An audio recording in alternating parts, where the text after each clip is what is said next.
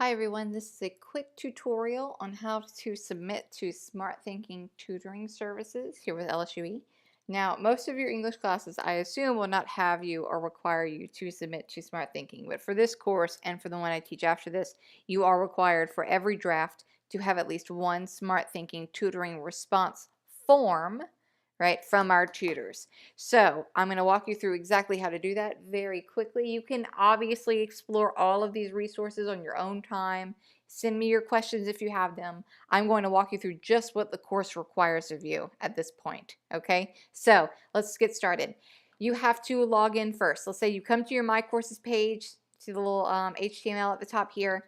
You can either click Smart Thinking Tutoring right here at the top tab or log in, and then you'll click SmartThinking Tutoring. They're going to bring you to the same menu. You're going to have to log in. I simply click SmartThinking Tutoring. I'm going to go ahead and fill in my credentials. I'm going to log in. It's going to bring me to the SmartThinking Online Tutoring. I spelled that wrong. Page, and you're going to either have a download of the student guide, that's your call, you can read that if you want, or you can click here to access. You must have your pop-up blockers turned off or make an exception for this Smart Thinking link. If your pop-up blockers or your security stops it, you can't go any further than this, right? And you're going to have to figure that out. Go ahead and click here. My computer already allows for this website. It's going to system check my browser. It's going to stop my operating systems, make sure everything is solid on my end, and then it's going to bring me to the next page. I don't have to do anything. If this doesn't work for you, Google Chrome, right now I'm using Safari, right, because I'm on my Mac, but Google Chrome works almost every time. As long as your Flash player is updated and you're using Google Chrome, you should run into no issues. Okay, so you can repeat that as often as you'd like. You have a lot of options here. It's going to bring you to the main menu. You're going to click Submit My Writing. From there, it's going to ask you, where do you want to submit your writing? You can go paragraph by paragraph. You can do just business writing as in resumes, right? We'll do those a little later on. You can do resumes here, grammar and other things review. I click Essay Center, right? That's going to bring you to the space you need to be in for our course. It's going to automatically let you know everything takes 24 hours minimum to return to you. You already have your name because you signed into your My Courses account. They're all linked up. You're in the Essay Center, and this is your university. You're going to fill in your materials here. So your course level and your course title is English 1001. Maybe it's English 1002. You finish that if you need. They're both called English Composition. No big deal. Your working title for this essay, mine right now for this example, is As Time Goes By. It's the name of my essay.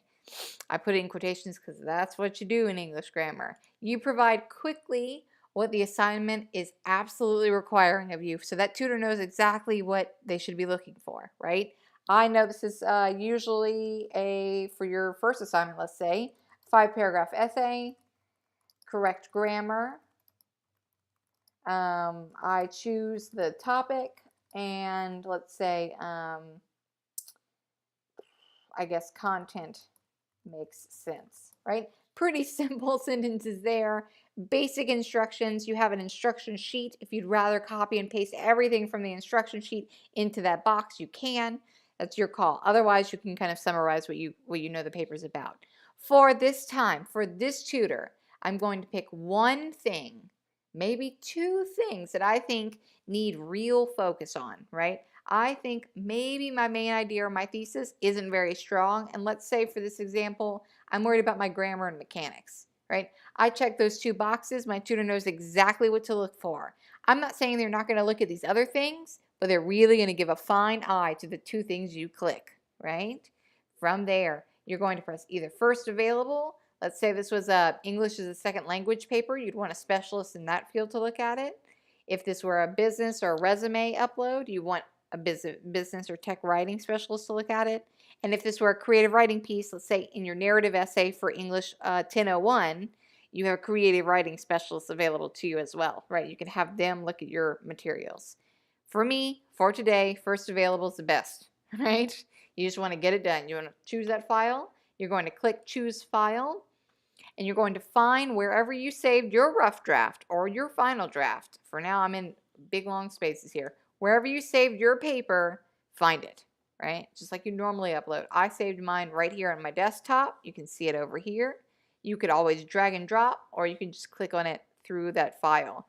You can see that you're clearly spaced right here. That is the name of it. All attached files, remember for them, must be Microsoft Word documents. That's so they can edit them, right? If it's a PDF, it's a lot harder to generate and edit like you would in a Word document, which is good because I only allow for Word documents to be sent for me for final grading as well, right? So you shouldn't be changing any formats at any time. Word document is golden every time for both them and for me. You're going to click Submit. It's processing. From here, it says success, right?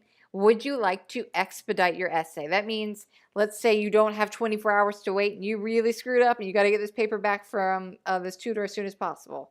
This is the paid version option of that. You can pay them money to look at your essay more quickly. I don't suggest you do that. I suggest you just plan accordingly to make sure you don't have to resort to that, because you shouldn't be spending any money on this course. You say no thanks. No thanks, I don't need to expedite. From here, you're like, wow, I think it went through. Miss Heather said it went through. I'm going to double check real quick. So you're going to go ahead and open a new tab, and you're going to get into your LSUE email account. You're going to sign in. Mine looks a little different than you guys. I have a faculty email. You have a student email. You're going to see very quickly that a support email was sent to you saying that they absolutely have your paper. They're going to strive for 24 hours. You're like, that's all I need, right? So if they do not give you your paper back, let's say their tutor drops the ball, the due date is coming, and you're in big trouble, all you have to do is show me that you got a confirmation email, and that's proof that you did what you had to do on your end, right? It's not your fault the tutor didn't send a paper back, right? Okay, but be aware that in that email, there's a date. If I see that the date is too late and you didn't get a paper back because you didn't plan accordingly, that's on you. And I'm going to make sure to look for that, right? Sometimes it's the tutor's fault, but don't try to trick me. That's the idea. You're going to want to get out of all these things, sign out, make sure that you're nice and safe, and you're good to go, you guys. I'll see you in class.